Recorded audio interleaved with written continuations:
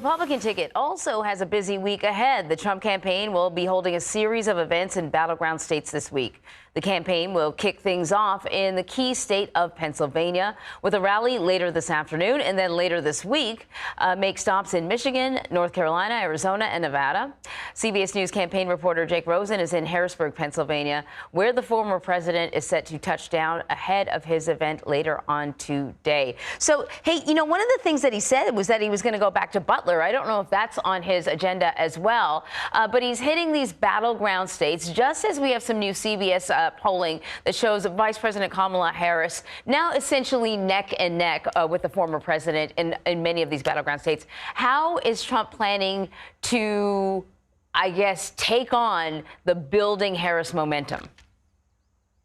Well, his campaign put it to us this way yesterday: no free shots on goal, which means while Kamala Harris and Democrats are getting all the attention nationally later tonight and for the next 4 nights, that they plan on getting their shots, getting J.D. Vance out in public today, and for the next 4 days, getting Donald Trump out in public. And what we're going to see today and tomorrow and Thursday are messaging events built on kind of theme days. So today's theme is Make America Affordable Again. Donald Trump will be delivering economic remarks. His third economic remarks in the last week. He did a economic-themed press conference in Bedminster last week, and he also gave an economic address in Asheville, North Carolina.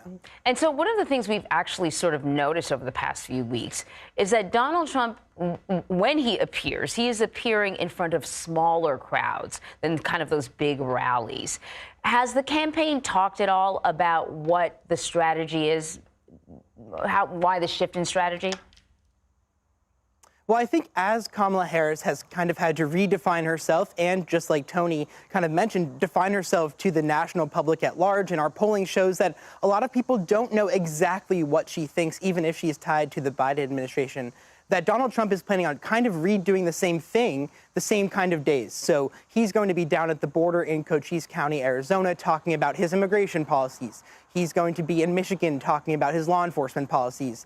And he's going to be right down the road here in York, Pennsylvania, talking about his economic message and his policies on things like energy and drilling. Obviously, we'll also see him on Wednesday, his first outdoor rally since Butler, since you brought that up. It'll be about 3,000 people, the campaign told us, and J.D. Vance will be there too. So they're kind of trying to play this kind of messaging, smaller crowd focus for a couple days this week, but also making sure that they're having rallies. They also had one right up the road in Wilkes-Barre last weekend, which had about 5,000 or 6,000 people for sure. And of course, the challenge for the campaign, though, continues to be the candidate. They could focus on policy, but who knows where Donald Trump's going to go.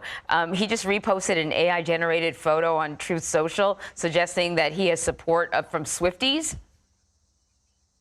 Right, and so I looked into this a little bit. Those pictures are not true. Now, obviously, I'm sure there are some Taylor Swift fans that may support the former president, but it's also kind of what we've seen the last couple of weeks. With Donald Trump embracing AI and flipping it back on Democrats. He said that the crowds at Kamala Harris's rallies a couple weeks ago were all AI and they weren't real or as big as media cameras showed them to be. He also posted a picture that was artificially generated this weekend showing Vice President Harris delivering an address to a communist crowd. So we'll have to press the former president and the campaign on this kind of stuff. Obviously, experts have warned about kind of the threat, but we'll see how this kind of stuff plays out over the next couple of weeks. All right. Jake Rosen, thank you so much.